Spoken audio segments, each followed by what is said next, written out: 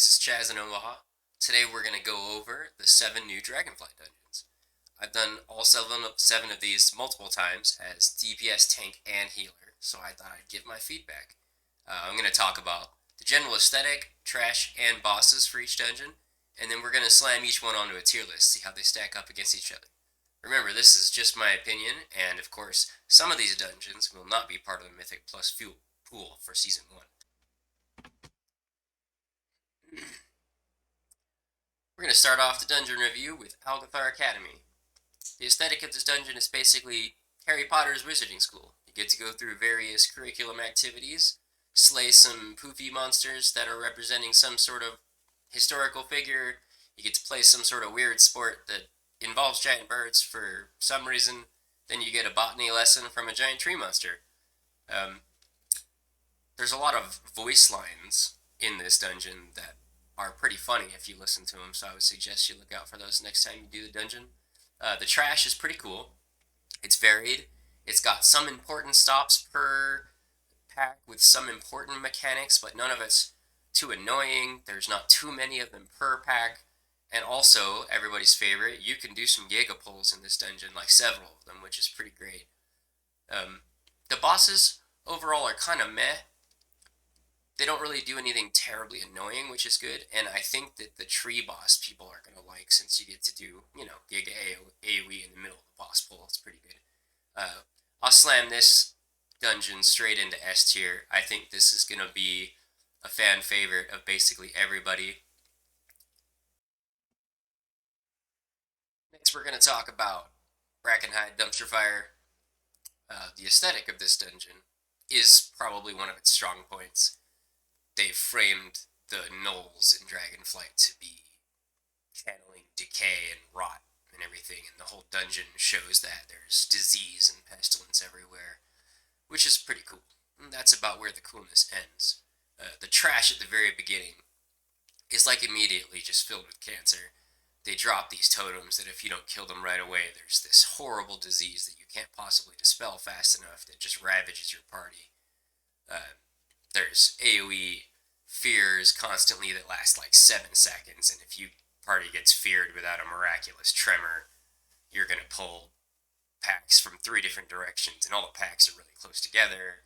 You got to do like this weird pattern dance of avoiding a whole bunch of packs to get these, to rescue these people from in these cages. So that's not great. And then after that trash, it kind of more or less continues through the whole dungeon. There's stealth monsters everywhere, people that fear, they teleport, they put traps on the ground, which is kind of fine. That's not so bad. But most of the trash is just unfun, just everywhere. The bosses are a little better. The first boss is like a council fight with like a healer you gotta interrupt and another dude that jumps around and does the blade storm that the trash does at the beginning. So that's pretty okay. There's a weird tree boss that I feel like I'm missing something every time I do the boss, but I guess it's okay. I do like the boss that throws traps on the ground and you gotta kind of run the hyenas into the poison traps while you avoid them. That one's pretty cool. And then the last boss is just unfun. There's this tiny little room and she sprays out this giant bug swarm pestilence puddle thing that moves in a circle. And that wouldn't be so bad, except there's like this massive anti-melee mechanic where she puts these totems like almost always opposite her, but sometimes the totem just shows up where the bug swarm thing is moving, and there's really not a lot you can do about it, I don't think. So that's not great. Overall, this is the worst dungeon by a large margin. I'm going to slam that one right into F tier, and I would imagine most people probably agree with me. Okay, moving on, we're going into Halls of Infusion. I don't really know what the aesthetic of this dungeon is. I probably would have understood better if I had done the quests leading up to it, but it's basically a giant, like, labyrinth where maybe they were doing science experiments on dragons or something. I'm not really sure. The aesthetic is kind of neat, but right from the get-go, the trash has... There are so many casts to interrupt at the beginning of this dungeon that it's not great. And then the demo shouts. There's multiple things that do demo shout to your whole party, and they appear to stack, which just totally ruins your if you don't have like a chain of AoE stuns, the beginning of this dungeon is going to be miserable, especially on fortified weeks. As you go through the dungeon, the trash like kind of just remains not fun to do. There's these proto drakes, I guess that part's kind of okay, but then they're mixed in with casters and they're positioned in such a way that it's kind of hard to move them correctly without having like death grips or something. The bosses of the dungeon are actually kind of okay. I don't really like the guy at the beginning with the weird floaty things you have to put at his feet. I feel like that's awkward at best.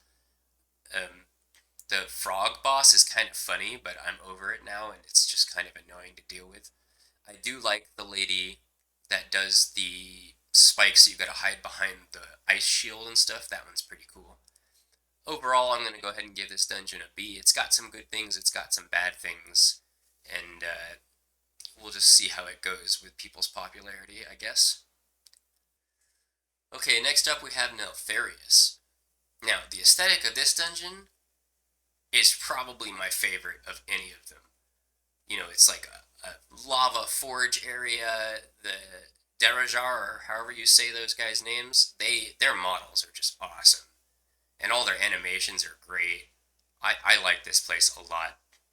The trash seems pretty okay. It's a little repetitive. There doesn't seem to be too much diversity in this dungeon, which most dungeons do have a lot more diversity than this place, but I do really like the raven bird things that do the AoE knockback pulse and stuff. They look really cool. And then all the lava animations coming from the bosses and the trash, pretty awesome.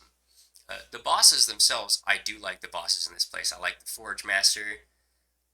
If you're a ranged DPS, you probably won't like him because it is kind of bullet hell from time to time. The last boss where you throw money at him to break his shield, I like that. Overall, I'm going to go ahead and put Neltharius in the A rank. I think it's one of the stronger dungeons in the pool. Next on our list, we have the Ruby Life Pools. This is another dungeon where I really like the aesthetic. It starts strong with like this cave where you're kind of coming in from the underground, and there's some Onyxia whelps on the sides, which is a nice throwback. And then you get into the bottom where you have to fly up on these dragons. Oh my gosh, I can't believe Blizzard did that again. That's probably one of the worst things about this dungeon is you gotta click on this dragon and let it derp around and fly you slowly up. Ugh. Anyways, so the trash on this dungeon is actually quite good for the most part. You start off in the cave and you fight these giant rock monsters, which are pretty sweet looking. There's some varied casters and they're positioned in such a way where you have to be careful, but it's not like cancerous or anything, and there's no weird patrols that I've noted. The mini boss is pretty cool. He charges. He doesn't do anything terrible, but he's, you got to pay attention. So if you try and do a giga pull, he might knock you into some whelps and kind of screw your pull up. When you go up to the top, you'll find the trash that isn't good, although it is trash that you can fully avoid. I think they should just delete those guys on the inner ring at the top from the game. They are way too hard, and if you have somebody in your group that just doesn't know or just has a senior moment and pulls one, then they just screwed your run up. It's really not good. And then the rest of the trash is pretty good, right? Like you got to do some interrupts, you got to coordinate, you got to keep them together. I really like those big lava monsters that when they explode, they make that big circle you got to get out of, so it incentivizes you to kill them last, which is an interesting priority thing that doesn't really normally exist in 5-man dungeons. The bosses, all 3 bosses are excellent in this dungeon, especially the first boss. I love the first boss where she throws out the ice spikes and puts that giant water pool that sucks you towards them, so it makes the ice spikes even more dangerous. Then you got some Giga AoE coming in with the whelps from various sides. Everybody likes that. That's a great boss. The second boss is elegant in its simplicity. I like that you have to sort of plan out where you're going to move, because I would imagine later on Tyrannical this might get really messy if your party doesn't know what they're doing. And then the last boss is, visually spectacular. There's lava flying all over. There's a giant crag bird monster trying to attack you. I don't know what the troll guy even does. He doesn't seem to really matter. Overall, I'm going to go ahead and put Ruby Life Pools also in the A tier. I really like this dungeon. Next, going up, we got the Azure Vault. The aesthetic of this dungeon is awesome. It's kind of like Malagos's area, the Nexus in Wrath of Lich King. That's the vibe that I get, which I really like. You know, there's arcane energies everywhere, there's lots of poofy monsters, there's a purple tree forest with a giant that channels some tree things. The dragon at the end shoots arcane stuff all over the place. I like it. Um, the trash overall is pretty okay, except for those guys that just like root you, and then there's just bullet hell all over the place. That is an unfun mechanic. I think maybe they should make the root a longer cast, maybe last a little bit less time, so even if you do miss one of the kicks on the roots, you can still get out and not get incapacitated by the bullet hell that rains down on you. Then we go with the bosses. The bosses here are also pretty cool. I really like the giant guy with the trees, not because it's particularly interesting, but because it's visually spectacular. And it does require some mild coordination. And of course, the last boss is like Omega anti-melee. I'm not really a big fan of that, because if you can't like multi-dot from far away, or kill those things that spawn the little totem whatever things, I'm not really sure how that fight's gonna work with a heavy melee group, unlike tyrannical weeks. It might be a big problem. Overall, I'm gonna go ahead and put the Azure Vault in the B tier. Next on our list, we have the Nokhud Offensive. Aesthetically, this dungeon is fantastic. It's pretty much its only good point. You get to fly on your new dragon riding mounts. They guide you to where each boss is going to go with these giant whirlwinds that make flying across the map easier and faster. That part is great. There's the different sections with the lightning monsters and people trying to set up traps for the proto-dragon and everything. Yeah, aesthetically it's great. That's pretty much where the greatness ends. The trash is a continual exercise in frustration and way too much annoying crap. Too many interrupts, too much giant ground effects that are really annoying with lots of RNG. It is unfun. They need to do something about the trash on this dungeon, especially the stuff at the end that you are just compelled to avoid, because that trash at the end is kind of cancerous. And of course, when you do it in a pug, getting everybody to understand how to avoid them is basically impossible. So you end up just chain-feared, and, it's not great. The bosses are actually pretty okay.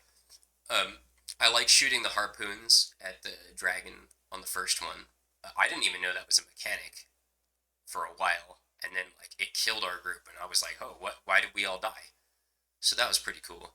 The lightning dude, I really like bosses like that, like Murmur back in BC, or kind of like Ragnaros, where it's just a giant elemental, or I Have Ashara if you did that in Legion. I like bosses like that. I like you pick up the lightning orbs, it's Kiss Curse, you get a buff, you get a debuff, you got to intercept them from hitting the boss, kind of like Crab Monster in Sepulchre. So the bosses are okay, but overall, I'm going to rank this dungeon as a C. It's only not an F because I had to put Brackenhide Hollow noticeably lower because it was such a terrible dungeon. And last but not least, we have the Uldaman. This tier list thing that I was using doesn't have Uldaman as a dungeon for Dragonflight, which I kind of understand why, but I think it's still a Dragonflight dungeon. Anyways, the aesthetic of it is kind of meh. It's Uldaman. You're in a cave, there's some spiders, there's some bats, there's some trog things and some rock monsters and some dwarves that shoot rocks at you. It's okay. The trash is a little repetitive. There's not quite as much of a variety here as I would like. There is one particular trash mob I would like them to change or delete. The guy that generates that shield, there's no counterplay, you just have to run away. It's not a fun mechanic. The rest of the trash is at least okay mechanically. There's some interrupts that you should do. You can do some AoE stuns to stop them from chilling on you, and you can do some gigapulls in here, which really bumps the trash up a lot, I think, because the hallways allow for a lot of LOS creativity and different places you can stop. The bosses in here are pretty good too. The three dwarves is kind of boring, but the flavor there. Obviously, it's callback to the Lost Vikings. That Blizzard was their first popular game they made, so that's pretty cool. The guy that shoots like fireballs out and starts shooting giant fire lasers in a spinning circle. I like that boss. That boss is pretty cool. There's the snake dude that has the weird shiny ball armor that you have to deplete over and over again with the little debuffs on the floor. That one's pretty good. And then the last boss isn't terribly interesting, but the mechanic where you have to soak the time spiral stuff on the floor to remove the area denial plus getting a super haste buff, that's going to be pretty fun later on, I think, and it's going to cheese some numbers pretty good if you do it right. Overall, I'm going to go ahead and put Uldaman in the B tier. That about sums it up for my Dragonflight Dungeon tier list. I hope you found this informative and entertaining. Have a good one.